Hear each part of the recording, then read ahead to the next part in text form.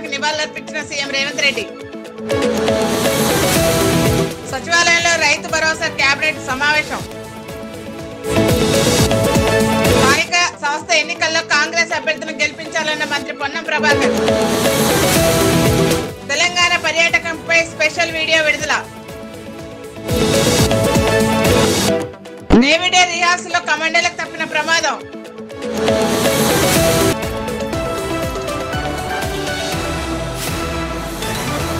సామాజిక సంస్కర్త, ఆధునిక భారత తొలి మహిళా ఉపాధ్యాయులు సావిత్రిబాయి పూలే జయంతి సందర్భంగా జూబ్లీహిల్స్ లోని తన నివాసంలో మహనీయురాలు చిత్రపటానికి ముఖ్యమంత్రి రేవంత్ రెడ్డి పూలు వేసి నివాళులర్పించారు. సావిత్రిబాయి పూలే చిత్రపటానికి నివాళులర్పించిన సీఎం సలహాదారు వేం నరేందర్ రెడ్డి, ప్రభుత్వ సలహాదారు ఆర్కారా Venugopal, MP Balram Naik, MLA NM Srinivas Reddy, Anirudh Reddy తదితరులు పాల్గొన్నారు. హైదరాబాద్ లో ఐఐటి కందిలో నిర్వహించిన Australia India critical minerals research hub workshop లో డిప్యూటీ సీఎం బట్టి విక్రమార్క పాల్గొన్నారు. ఈ సందర్భంగా ఆయన మాట్లాడుతూ ఐఐటీలు కేవలం విద్యా సంస్థలు మాత్రమే కాదు, దేశ నిర్మాణానికి వేదికలన్నారు. తెలంగాణ రాష్ట్రంలో క్లీన్ అండ్ గ్రీన్ ఎనర్జీ పాలసీని రూపొందించడంలో ఈ వర్క్ షాప్ సహకారం స్ఫూర్తికి అద్దం పడుతుందని చెప్పారు. గ్రీన్ ఎనర్జీ, స్థిరమైన టెక్నాలజీ, శాస్త్రీయ ఆవిష్కరణలలో దేశంలో మొదటి స్థానంలో నిలిచేందుకు తెలంగాణ ప్రభుత్వం నిబద్ధతతో పనిచేస్తుందని తెలిపారు. ఇంటిగ్రేటెడ్ కమాండ్ కంట్రోల్ సెంటర్ లో హైదరాబాద్ జలమండలి బోర్డులతో ముఖ్యమంత్రి రేవంత్ రెడ్డి సమావేశమయ్యారు. వచ్చే వేసవిని దృష్టిలో ఉంచుకొని హైదరాబాద్ మహానగరంలో వినియోగదారులకు సమర్థవంతంగా మంచినీటి సరఫరా చేసే ప్రణాళికలపై చర్చించారు. ఈ సమావేశానికి సీఎం సలహాదారు వేం నరేందర్ రెడ్డి, ప్రభుత్వ కార్యదర్శి శాంతకుమార్, ఉన్నతాధికారులు హాజరయ్యారు. సచివాలయంలో రైతు భరోసా కేబినెట్ కమిటీ సమావేశం జరిగింది. ఈ నెల 5, 6, 7 తేదీల్లో గ్రామ సభలు నిర్వహించి రైతు భరోసాపై విస్తృత ప్రచారం నిర్వహించాలని చర్చించారు. పంట సాగు చేసిన ప్రతి రైతుకు రైతు భరోసాపై గ్రామాల్లో విస్తృతంగా ప్రచారంపై నిర్ణయం తీసుకున్నారు. సిద్దిపేట జిల్లా అక్కన్నపేట మండలం కేంద్రంలో భారతదేశ తొలి మహిళా ఉపాధ్యాయురాలు సావిత్రిబాయి పూలే 194వ జయంతి సందర్భంగా ఆమె చిత్రపటానికి పూలమాల వేసి మంత్రి పొన్నం ప్రభాకర్ నివాళులర్పించారు. తెలంగాణ ప్రభుత్వం పక్షాన గౌరవించుకుని వారి జయంతి సందర్భంగా తెలంగాణ ప్రభుత్వం మహిళా ఉపాధ్యాయ దినోత్సవంగా ప్రకటించామన్నారు. సావిత్రిబాయి పూలే మార్గదర్శకంలో ప్రపంచంలో అన్ని రంగాల్లో భారత మహిళలు పోటీపడే విధంగా ఎదగాలని కోరారు. సావిత్రిబాయి పూలే మహిళలు కూడా చదువుకోవాలని నినదించి ఈరోజు సమాజంలో మేము సగం అనేటువంటి పరిస్థితికి ఎదగడానికి కారకులైనటువంటి సావిత్రిబాయి పూలే జయంతి సందర్భంగా వారికి ఘనంగా నివాళులర్పిస్తా ఉన్నాం. వారిని తెలంగాణ ప్రభుత్వం పక్షాన గౌరవించుకొని మహిళా ఉపాధ్యాయ దినోత్సవం కూడా ప్రకటించినాం. వారి పట్ల అపారమైన గౌరవం ఉంది. ఈరోజు తెలంగాణ ప్రభుత్వం తరఫున మహిళా ఉపాధ్యాయ దినోత్సవంతో పాటుగా రాష్ట్రం మొత్తం అధికారికంగా వారిని గౌరవించే విధంగా కార్యక్రమాలు చేస్తూ ఉన్నాం. తప్పకుండా సావిత్రిబాయి పూలే ఏ మార్గదర్శకత్వం చేసిందో ఆ సూచన మేరకు ఈరోజు ప్రపంచ స్థాయిలో మహిళలందరూ కూడా పోటీ పడే విధంగా మన భారత మహిళలు అన్ని రంగాల్లో మేము ఉన్నామంటూ ముందుకు వస్తూ ఉన్నారు. నేను భవిష్యత్తులో మరింతగా మహిళలకు సంబంధించి ఇంకా అన్ని రంగాల్లో అవకాశాలు దొరికిపుచ్చుకునేటువంటి విధంగా ఎదగాలని కోరుకుంటూ ఇప్పటికే తెలంగాణ ప్రభుత్వం అన్ని రకాల మహిళలకు ప్రాధాన్యత ఇస్తూ ఉంది. ఉచిత బస్సు మహిళలతో పాటుగా ఇందిరమ్మ ఇండ్లతో పాటుగా మహిళా సంఘాలందరినీ కూడా పటిష్టవంతం చేసి కోటీశ్వరులను చేయాలని విధంగా విద్యా వ్యవస్థలో వారికి అనేక రకాల వసతులు కలిగిస్తూ ప్రత్యేకంగా అనేకమైనటువంటి సౌకర్యాలు కలిగేసే ఈ సందర్భంలో ఆ మార్గదర్శకత్వం మహిళల గురించి ఆలోచించే విధంగా చదువుకునేటువంటి పోరాడి ఆనాడు నిషేధం ఉన్నటువంటి పరిస్థితుల్లో కూడా చదవాలని గట్టిగా మాట్లాడినటువంటి సావిత్రిబాయి పూలే గారి జయంతి సందర్భంగా వారికి ఘనంగా నివాళులర్పిస్తారు. కరీంనగర్ జిల్లా హుస్నాబాద్ నియోజకవర్గం సైదాపూర్ మండల కేంద్రంలో ముఖ్య నేతలు, కార్యకర్తలతో మంత్రి పొన్నం ప్రభాకర్ సమావేశమయ్యారు. ఈ సందర్భంగా ఆయన మాట్లాడుతూ స్థానిక సంస్థల ఎన్నికల్లో ప్రతి గ్రామంలో సర్పంచులుగా కాంగ్రెస్ పార్టీని గెలిపించాలని కోరారు. ఎన్నికల్లో పోటీ చేసేవారు గ్రామాల్లో కష్టపడి పనిచేయాలన్నారు. దయచేసి మా ఎలక్షన్లు అయిపోయినాయి, రేపు మీ ఎలక్షన్ కష్టపడడానికి వరకు నేను ప్రయత్నం చేస్తా. తప్పకుండా నేను గట్టిగా మీ వెంబడి ఉంటా.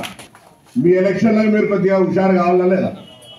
ఎమ్మెల్సీ కవిత తన నివాసంలో బోధన్ నియోజకవర్గ నాయకులు కార్యకర్తలతో సమావేశమయ్యారు. ఈ సమావేశానికి ఎమ్మెల్సీ కవిత, బోధన్ మాజీ ఎమ్మెల్యే షకీల్, సతీమణి అయేషా ఫాతిమా, నిజామాబాద్ మాజీ అర్బన్ ఎమ్మెల్యే గణేష్ గుప్తా హాజరయ్యారు. సిద్దిపేట జిల్లా హుస్నాబాద్ మండలం పోతారం జిల్లా పరిషత్ ఉన్నత పరిషత్లో భారతదేశ తొలి మహిళా ఉపాధ్యాయులు సావిత్రిబాయి పూలే 194వ జయంతి వేడుకలకు మంత్రి పొన్నం ప్రభాకర్ పాల్గొన్నారు. ప్రభుత్వ మహిళా ఉపాధ్యాయ దినోత్సవంగా ప్రకటించడంతో మహిళా ఉపాధ్యాయులను సత్కరించారు.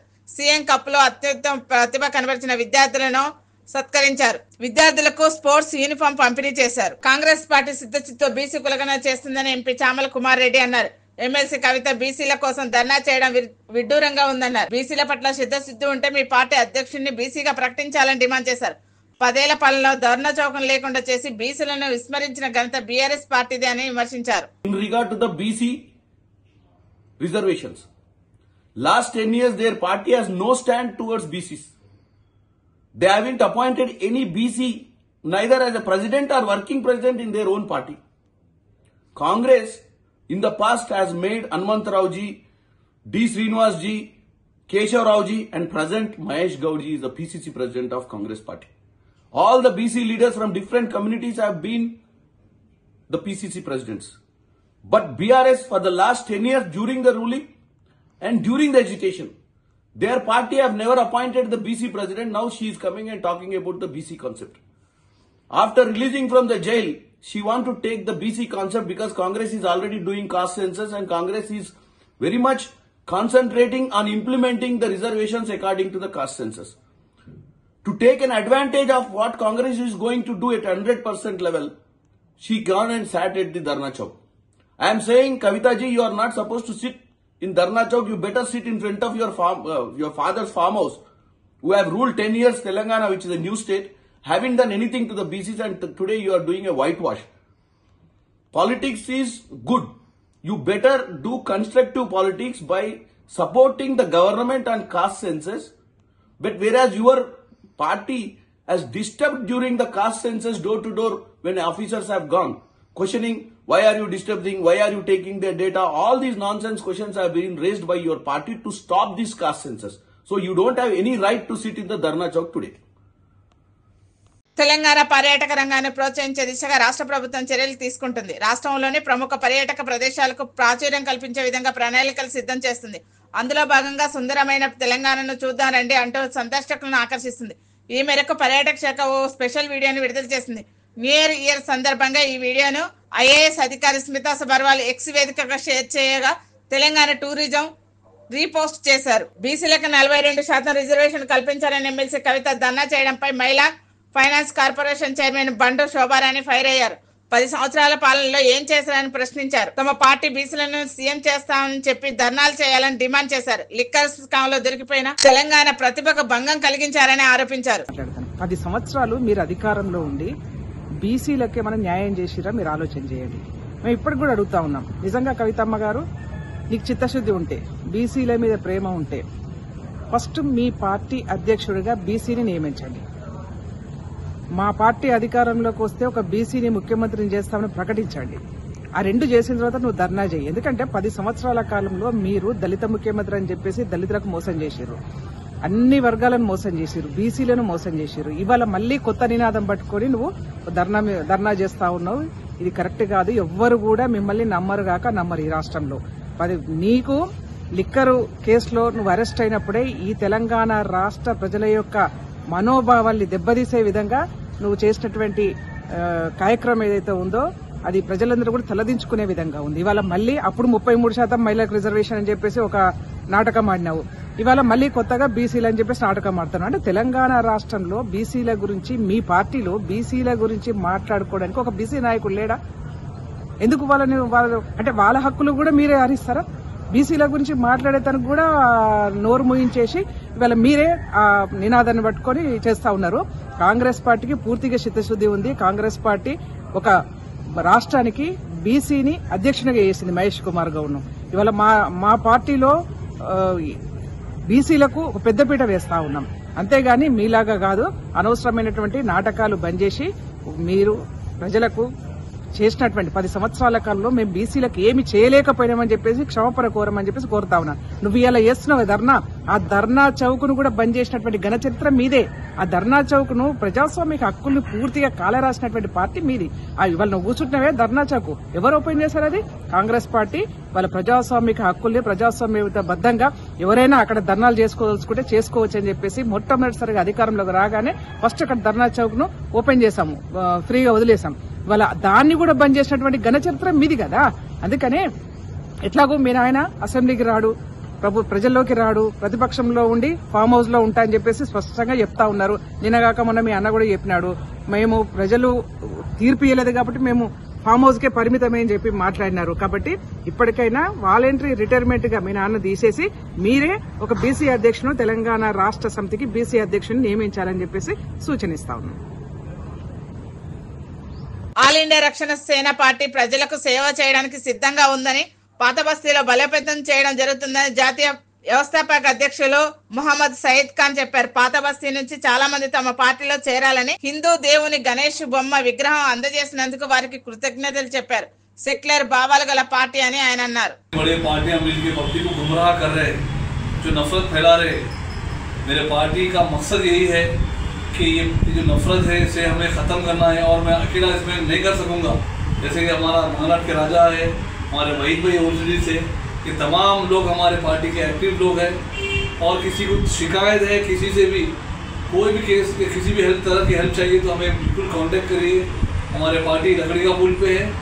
कोई अगर MRO आपको पैसों के लिए सता रहा, कोई सर्टिफिकेट के लिए, म्यूनसिपल में कोई PS, कोई जैसे कि इलीगल केसेस एक्टिविटी हो रहे मंगलहाट ओरछड़ी कहीं पर भी, तो हमारे पार्टी को कांटेक्ट करिए। कोई नेता कोई भी सता रहा है आपको इलीगली, मैं शाहिद खान मैं जिम्मेदारी के साथ कहना चाह रहा हूँ, मैं आपके लिए पब्लिक को ठहरूंगा।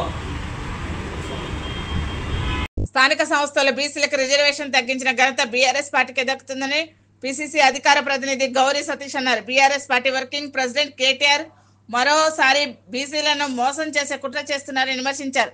చిత్తశుద్ధి ఉంటే వర్కింగ్ ప్రెసిడెంట్ పోస్ట్ బీసీలకు కేటాయించాలని డిమాండ్ చేశారు. బీసీల పట్ల కపట ప్రేమ చూపడం అంటే మరొకసారి బీసీలను మోసం చేయడానికి మాట్లాడుతున్నటువంటి మాటలని మనం అందరం కూడా ఒక్కసారి గుర్తుపెట్టుకోవాలి. 2 పర్యాయాలు తెలంగాణ రాష్ట్రం ఏర్పడ్డ తర్వాత బీసీలకు స్థానిక సంస్థల్లో ఉన్నటువంటి రిజర్వేషన్లు తగ్గించి ఎన్నికలకు పోయి ఎన్నికలు నిర్వహించినటువంటి మీరు అధికారంలో ఉన్నప్పుడు బీసీలకు కల్పించవలసినటువంటి రిజర్వేషన్లు కల్పించకుండా అధికారం కోల్పోయిన తర్వాత మరొక్కసారి ఇప్పుడు డ్రామాలు ఆడే ప్రయత్నం చేయడం అనేది చాలా శోచనీయాంశం అనేది కాంగ్రెస్ పార్టీ పక్షాన ఖండిస్తా ఉన్నాం. మీకు చిత్తశుద్ధి కనుక బీసీల పట్ల ఉన్నట్టుంటే బీసీలకు మీ పార్టీ అధ్యక్షులను కానీ వర్కింగ్ ప్రెసిడెంట్లను కానీ ఎందుకు చేయలేదో మీరు యావత్ తెలంగాణ సమాజానికి సమాధానం చెప్పాలా.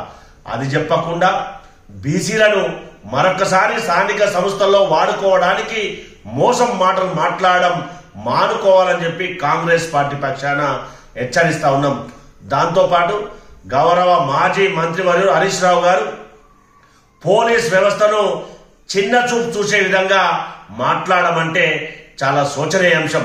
తెలంగాణ రాష్ట్ర శాంతి భద్రతలను బీహార్ రాష్ట్రంతో పోల్చడం అంటే తెలంగాణ రాష్ట్రంలో ఉన్నటువంటి శాంతి భద్రతలను విఘాతం కలిగించే విధంగా మాట్లాడమంటే చాలా శోచనీయాంశం. కాబట్టి దయచేసి ఒక ప్రతిపక్ష పార్టీగా ఇలాంటి పిచ్చి ప్రేలాపనలు మాట్లాడడం అనేది మంచి సంస్కారం కాదు, ఇది రాజకీయాల్లో తగదని చెప్పి కాంగ్రెస్ పార్టీ ప్రజాప్రభుత్వం పక్షాన హెచ్చరిస్తా ఉన్నాం. భారత నౌకాదళం ఆధ్వర్యంలో ఒడిశాలోని పూరి తీరంలో డిసెంబర్ 4న నేవీ డే నిర్వహించనున్నారు. దీనిలో భాగంగా నేవీ డే నియాసలలో పాల్గొన్న కమాండోలకు పెద్ద ప్రమాదం తప్పింది. కిందికి దిగుతుండగా కమాండోల పారాషూట్లు ఢీకొన్నాయి. పారాషూట్లు ఢీకొనడంతో సముద్రంలో కమాండోలు పడిపోయారు. వెంటనే అప్రమత్తమైన నేవీ సిబ్బంది కమాండోలు రక్షించారు. Master Key TV, please like, share and subscribe Master Key TV.